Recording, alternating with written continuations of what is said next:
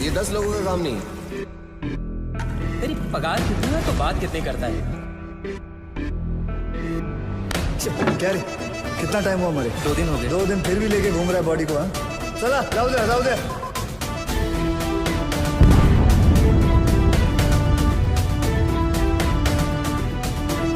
तुम्हारे सामने जो आदमी है उसके बैग में बॉम्ब है। ये साला कोई मामूली आदमी नहीं है। इसने देश के तमाम मासूम बच्चों और औरतों की हत्या की है। He's a damn terrorist.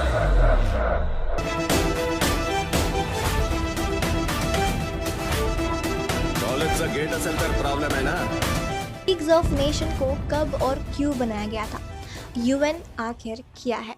अगर हम हिस्ट्री के पेजेस को टर्न करके देखेंगे तो उसमें हमें बहुत सारे fights, Wars, destruction, struggle, suicide, love पे बेस्ड स्टोरीज देखने को मिलती है। और हिस्ट्री में हमने देखा था कि कैसे एक प्लेस की किंग दूसरे प्लेस की किंग को डिफीट करने में लगी रहती है और उनकी एम्पायर ग्रो कर सके। हमने बहुत सारे ब्रेव किंग्स की स्टोरी सुनी है। जब हम हिस्ट्री में थोड़ा आगे जाएंगे तो हम वर्ल्ड वॉर्स के बारे में पढ़ने को मिलेगा। कुछ लोगों को ये इंटरेस्टिंग लगता है, लेकिन उसके साथ साथ ही हिस्ट्री के सबसे बड़े डिस्ट्रक्शन में आता है। अगर हम बात करें न्यूक्लियर वॉर की, तो जैसे कि अमेरिका ने जापान के 2 प्लेस पे बॉम्ब गिराया था और उसकी वजह से आज भी जापान में उसका साइड इफेक्ट देखने को मिल जाता है, जहां एक कंट्री दूसरे कंट्री को नीचे दिखाने और डिस्ट्रॉय करने पे तुल्ली ही नहीं था, ना चुकाते ना हम भी बहुत कंट्रीज को उसमें पार्टिसिपेट करना पड़ा था। और वहीं 10 जनवरी 1920 को लीग ऑफ नेशंस का फॉर्मेशन किया गया, जिसमें ग्रेट ब्रिटेन, जापान, फ्रांस और इटली इसके फर्म परमानेंट मेंबर्स थे। और द लीग ऑफ नेशन एक ऐसा इंटरनेशनल ऑर्गेनाइजेशन है जिसका हेडक्वार्टर जेनेवा, स्विट्जरलैंड में बेस्ड है। इसे फर्स्ट वर्ल्ड वॉर के बाद क्रिएट किया गया था, जो एक फोरम प्रोवाइड करता था जहां इंटरनेशनल डिस्प्यूट्स को रिसॉल्व किया जाता था। और स्टार्टिंग में सब सही रहा, बस ये ऑर्गेनाइजेशन फेल हो गई जब वर्ल्ड वॉर 2 हो गई, बिकॉज ये डिस्प्यूट को सॉल्व करने और वॉर को रोकने में सक्सेसफुल नहीं होना पाए और ये डिसॉल्व हो गया।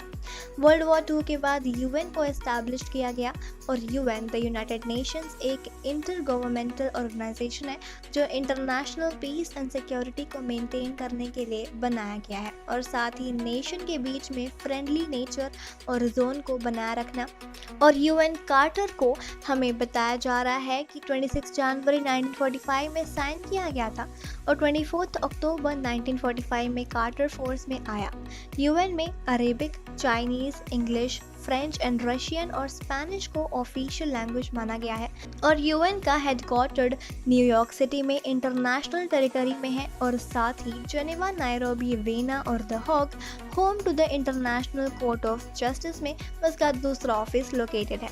यूएन की मेंबरशिप की अगर बात करें तो 193 मेंबर्स स्टेट और साथ ही 2 ऑब्जर्वर स्टेट हैं।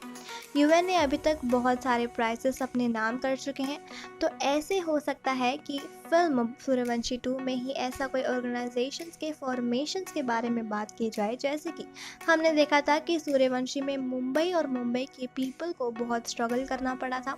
और टेररिस्ट अटैक के बाद आप हमें कमेंट में ज़रूर बताएं आपको क्या लगता है, क्या फिल्म सूर्यवंशी 2 में गवर्नमेंट ऐसे कोई ऑर्गेनाइजेशंस पे काम करेगी जो स्टेट और कंट्री में सेफ, पीस और सिक्योरिटी का भरोसा दिला सके। Film Suryavanshi 2 terrorism, escape, revenge, safety पर बेस्ड है और इस फिल्म में अजय देवगन, रणवीर सिंह, अक्षय कुमार एक साथ देखने को हमें मिल जाएंगे। और साथ ही ये देखने बहुत एक्साइटेड होगा कि इस फिल्म को मिलाकर कैसे मुंबई को बचाने पाते हैं ये तीनों। और आप हमें कमेंट में ज़रूर बताएं कि आपको क्या लगता है, क्या वे मुंबई को एक टेररिस्ट अटैक से बचने का बचा पाएंगे। फिल्म सूर्यवंशी 2 की रिलीज डेट 24 मार्च 2022 बताई जा रही है। और फिल्म सूर्यवंशी 2 के बारे में और जानने के लिए हमारे चैनल को सब्सक्राइब कर दें और बेल आइकन को भी प्रेस कर दें। तो फिर मिलेंगे एक नई वीडियो और नए कंटेंट के साथ, तब तक खुश रहें, सेफ रहें, बने रहिए मेरे साथ।